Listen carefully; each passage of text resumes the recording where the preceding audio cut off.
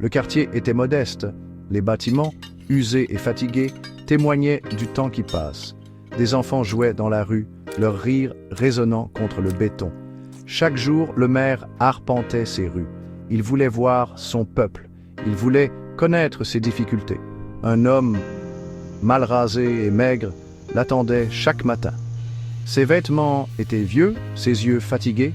Il suppliait le maire pour de la nourriture. Il insistait sur le fait qu'on l'avait oublié sur la liste. Le maire refusait poliment. Il expliquait que l'homme ne figurait pas sur la liste des personnes ayant besoin d'aide. Il suggérait à l'homme de s'inscrire au centre communautaire. Pourtant, l'homme persistait.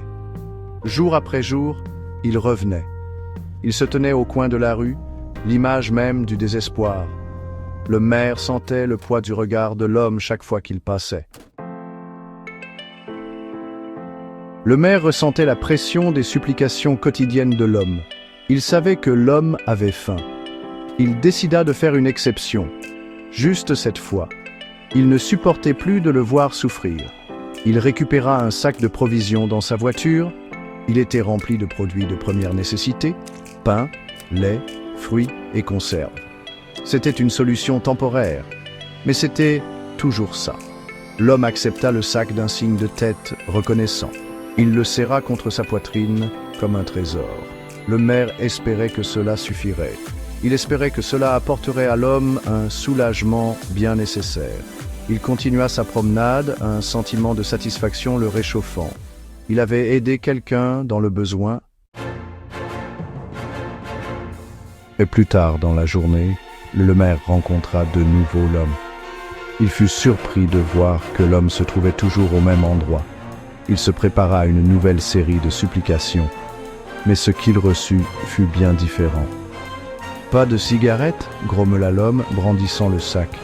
Il semblait plus agacé que reconnaissant. Le maire fut interloqué. Il n'en croyait pas ses oreilles. Cet homme qui avait été désespéré par la faim se plaignait de l'absence de cigarette. La colère monta en lui. Il arracha le sac des mains de l'homme. « Tu te plains des cigarettes alors que tu n'as rien ?» demanda-t-il de la voix pleine d'incrédulité. L'homme marmonna, regardant ses pieds. Le maire secoua la tête. Ce n'était pas l'homme qu'il pensait avoir aidé. Quelques jours plus tard, l'homme réapparut. Il se tenait à l'endroit habituel, la main tendue. « Besoin de manger » murmura-t-il. Le maire le regarda. « Tu veux un sac avec des cigarettes » demanda-t-il d'un ton neutre. Les yeux de l'homme s'illuminèrent. « Ouais » répondit-il avec empressement. « Ces sacs-là » dit le maire en pointant du doigt un bâtiment aux fenêtres barrées, « c'est pour la prison. »